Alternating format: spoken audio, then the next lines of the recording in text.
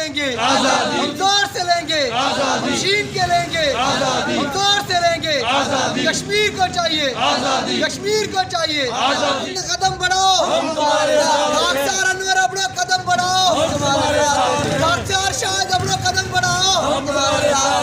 खाकसार सब भाई भाई। हम जोर से लेंगे हम छीन के लेंगे, हम जोर से लेंगे हम छीन के लेंगे, कश्मीर बनेगा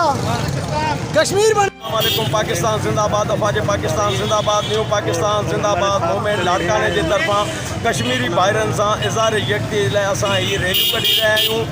कश्मीरी भाइरन जे जेको आवाज़ के कश्मीर में दबायो वियो आहे उन्हनि जो आवाज़ थी करे असां हिते जदोजहद था कयूं। कश्मीरी भाइरन जे लाइ माली जानी कुर्बानी ॾियण लाइ तयारु आहियूं। असांखे गवर्नमेंट पाकिस्तान इजाज़त ॾे त असां बॉर्डर ते वञी इंडियन फ़ौज के बिना हथियार जे थोड़ा हणी ॿाहिरि कढी छॾींदासीं ऐं पंहिंजे कश्मीरी भाइरनि खे इज़हार यकजहती जो हक़ बि ॾींदासीं, उन्हनि खे आज़ादी बि ॾींदासीं। हीअ जदोजहद असांजी जारी रहंदी। इंडिया खे जेको आहे सो ख़बरदार था कयूं त कश्मीर में जेका हथ चुरांद करे थो इन खां बाज़ रहो। असां कश्मीरी भाइरनि सां गॾु आहियूं ऐं मोदी हरामी खे चवणु चाहियूं था त तोखे कश्मीर में कहिड़ो ॾुख ॾिनो आहे, तूं बार बार उनखे परेशान थो करीं, उनखे परेशान करणु छॾे ॾे ऐं सिधो थी त तुंहिंजे लाइ बहितर आहे। हे उन ॾींहं ते अॼु ॾुख हुजे उन में ॾींहं ते अॼु कश्मीर जे ॿाहिरि खां मुस्लमाननि सां गॾु आहियूं ऐं आला अमलदारनि खे वॾी उहिदेदारनि खे असांजी तरफ़ खां माना हिकिड़ी वॾी अपील आहे, पुरज़ोर अपील आहे जेका न्यू पाकिस्तान जिंदाबाद,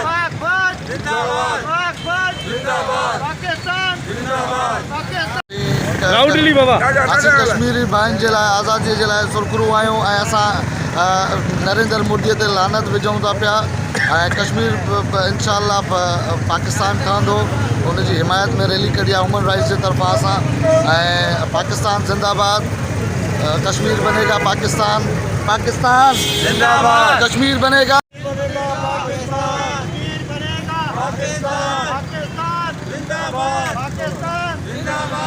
मुतालबा है कि कश्मीर को आज़ादी दी जाए। यूएनए की किरारदाद के मुताबिक इसको 70 साल बीत गए हैं। ये भारत ने हमसे गद्दारी की है, यूएनए से गद्दारी की है क्योंकि हमसे वायदा करके भारत अपने मकासद हासिल करने के लिए अभी कश्मीर के अंदर झूठे डोमिसाइल बना के वहाँ पे अपनी आबादी बढ़ाने का सिलसिला शुरू किया हुआ है। कश्मीर जी आज़ादी ताईं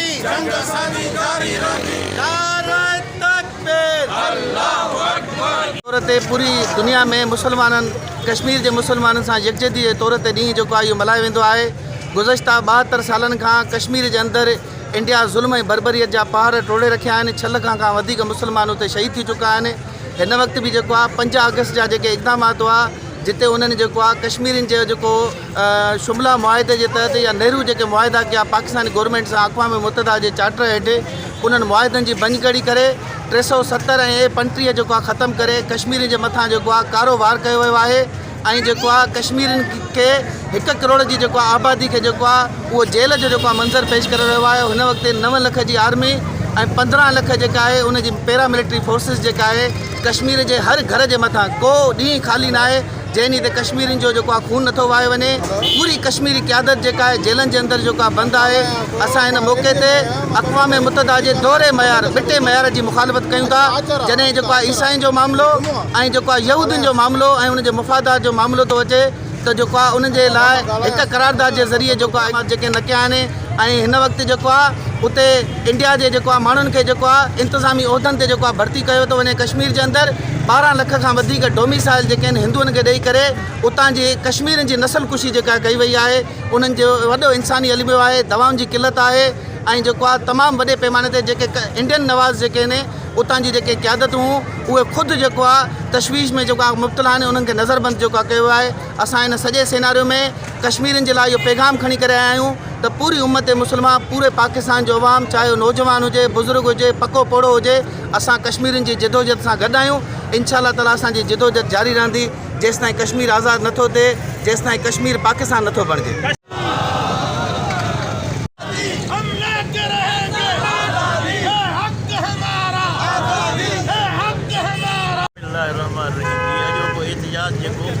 रिकॉर्ड करा वञे पाकिस्तान सुन्नी तहरीक जे तरफ़ां कश्मीर जे मुस्लमान जी आज़ादी जे लाइ, कश्मीर जे मुस्लमान जे आवाज़ खे अॻिते वधाइण जे लाइ असां इहो मुतालबो था कयूं अक़वाम आलम खां त कश्मीर जे मुस्लमाननि खे हक़ूक़ इंसानी ॾिना वञनि, ॿियो न ॿियो उनखे इंसानी हक़ ॾिना वञनि जंहिंजे मथां मुसलसिल ज़ुल्म थी रहियो आहे ऐं जानवरनि खां बि बदतर हूंदा सुलूक कयो थो वञे। एतिरे करे कर्फ़्यू लागू कयल आहे ऐं मुस्लमान उते या बिस्मिल्लाहिर्रहमानिर्रहीम। अॼु की जेकी हीअ रैली आहे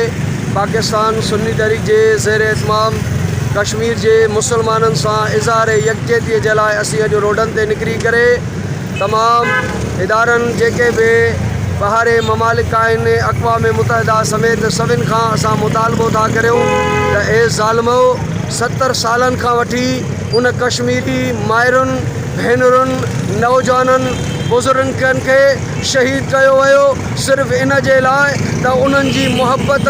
पाकिस्तान सां आहे ऐं उहे इहो चाहिनि था त ही कश्मीर पाकिस्तान आहे ऐं उन जे करे हिंदुस्तान खे इहा ॻाल्हि नापसंद आहे ऐं असां उन्हनि अक़वाम मुतहिदा समेत जेके इंसानी चैंपियन जा लीडर आहिनि जेके अखियुनि ते कारी पट्टी ॿधी करे अंधा बणिया बीठा आहिनि उन्हनि खे ॿुधाइणु चाहियूं था ए ज़ालिमो अॼु कश्मीर जे मुसलमाननि सां जेतिरी ज़्यादती ऐं ज़ुल्म थी रहियो आहे ऐं उन जे लाइ तव्हां हिन वक़्त ताईं पंहिंजे वातन खे जेको आहे सो सिबियूं वेठा आहियो ऐं ख़ामोश लॻाए वेठा आहियो ऐं गुंगा बणिया वेठा आहियो ऐं तव्हां खां अॼु पाकिस्तान सुन्नी तहरीक जे अॼु प्लेटफॉर्म ते असां मुतालबो था करियूं त महिरबानी करे अखियूं खोलियो ऐं उन्हनि मुसलमाननि खे जीअण जो हक़ ॾिनो वञे। अलहमदिल्ला जीअं त अॼु असां हीअ रैली यकजहती कश्मीर जेको 70 सालनि खां कश्मीर में ज़ुल्म थींदो थो अचे उन जे लाइ कोई बि सवाइ मुस्लमान मुल्कनि जे सवा अखि नथो उथारे। हालांकि दुनिया जे अंदरि तव्हां ॾिठो यहूदी नसारनि जो को बि मसइलो थिए थो त पूरी दुनिया उथी खड़े थिए थी, पर अफ़सोस आहे त कश्मीर जे अंदरि हेॾा मसइला लॻा पिया आहिनि, कर्फ्यू आहे, मौत लॻो पियो आहे, मौत जो राकास उते आए ॾींहुं इंडिया जी फ़ौज नचाए रही आहे, पर अफ़सोस आहे त दुनिया जूं अक़वाम मुतहिदा जूं अखियूं बंदि लॻियूं पियूं आहिनि। ख़ुदा मुसलमाननि जे मथां रहम कयो, कश्मीर जे मथां रहम कयो, कश्मीर खे आज़ादी ॾियारियो, उन्हनि जो बि जीअण हक़ु आहे, हू बि इंसान आहिनि। असां पाक फ़ौज खां इहो मुतालबो था कयूं त अॼु तव्हां हो महिरबानी करे असांखे हुकुम कयो त असां पाकिस्तान सुन्नी तहरीक जा नौजवान कश्मीर में वञी ऐं उन्हनि ज़ालिमनि सां मुहादो अटकाए पंहिंजी नियाणियुनि खे पंहिंजी भेनरुनि खे पंहिंजे भाउरनि खे आज़ादु